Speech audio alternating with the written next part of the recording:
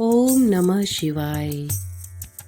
गुरु प्रदोष व्रत का क्या है महत्व? ज्येष्ठ शुक्ल त्रयोदशी के दिन गुरु प्रदोष व्रत पड़ रहा है। बता दें कि सायंकाल के समय को प्रदोष काल कहा जाता है। धार्मिक शास्त्रों में प्रदोष व्रत को बहुत ही शुभ, मंगलकारी तथा भोलेनाथ जी की कृपा दिलाने वाला माना गया है। त्रयोदशी के दिन साय के समय प्रदोष काल में भगवान शिव जी का पूजन किया जाता है। प्रदोष व्रत अति श्रेष्ठ, शत्रु विनाशक तथा भक्ति प्रिय व्रत माना जाता है, जो कि शत्रुओं का विनाश तथा सभी तरह के कष्ट और पापों का नाश करने वाला माना जाता है। मान्यता के अनुसार गुरु प्रदोष व्रत करने वाले को 100 गायें दान करने का पुण्य फल प्राप्त होता है। पूजन की विधि।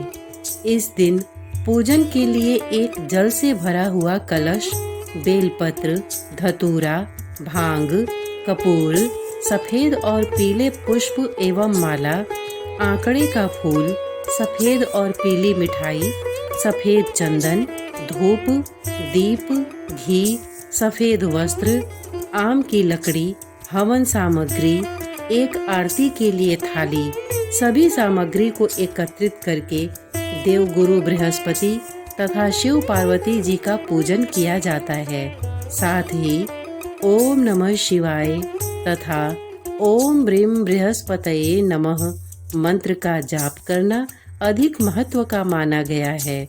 यह सभी प्रकार के कष्ट और पापों को नष्ट करता है। इस व्रत की कथा श्रवण करने से यानी सुनने से ऐश्वर्य और विजय का शुभ वरदान मिलता है। गुरु प्रदोष व्रत शत्रुओं का विनाश करने वाला भी माना गया। श्री सूत जी के अनुसार यह अति श्रेष्ठ, शत्रु विनाशक, भक्ति प्रिय व्रत है। त्रयोदशी व्रत की पौराणिक कथा। इस व्रत कथा के अनुसार एक बार इंद्र और वृत्तासुर की सेना में घनघोर युद्ध हुआ। देवताओं ने दैत्य सेना को पराजित कर नष्ट भ्रष्ट कर डाला। यह देख वृत्तासुर अत्यंत क्रोधित हो स्वयं युद्ध को उद्यत हुआ। आसुरी माया से उसने विकराल रूप धारण कर लिया। सभी देवता भयभीत हो गुरुदेव बृहस्पति की शरण में पहुँचे। बृहस्पति महाराज बोले, पहले मैं तुम्हें वृत्तासुर का वास्तविक परिचय दे दूं। वृत्तासुर बड़ा तपस्वी और कर्मनिष्ठ है। उसने गंधमादन पर्वत पर घोर तपस्या कर शिव जी को प्रसन्न किया। पूर्व समय में वह चित्ररथ नाम का राजा था। एक बार वह अपने विमान से कैलाश पर्वत चला गया।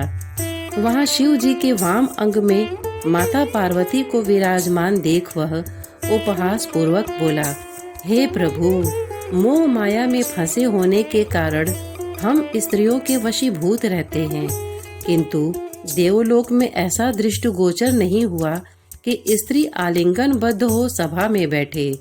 चित्ररथ के यह वचन सुन सर्वव्यापी शिव शंकर हंसकर बोले, हे राजन, मेरा व्यावहारिक दृष्टिकोण पृथक है।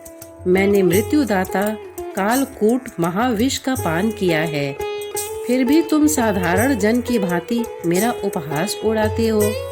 माता पार्वती क्रोधित हो चित्ररथ से संबोधित हुई, अरे दुष्ट, तूने सर्वव्यापी महेश्वर के साथ ही मेरा भी उपहास उड़ाया है। अतएव मैं तुझे वह शिक्षा दूंगी कि फिर तू ऐसे संतों के उपहास का दुस्साहस नहीं करेगा।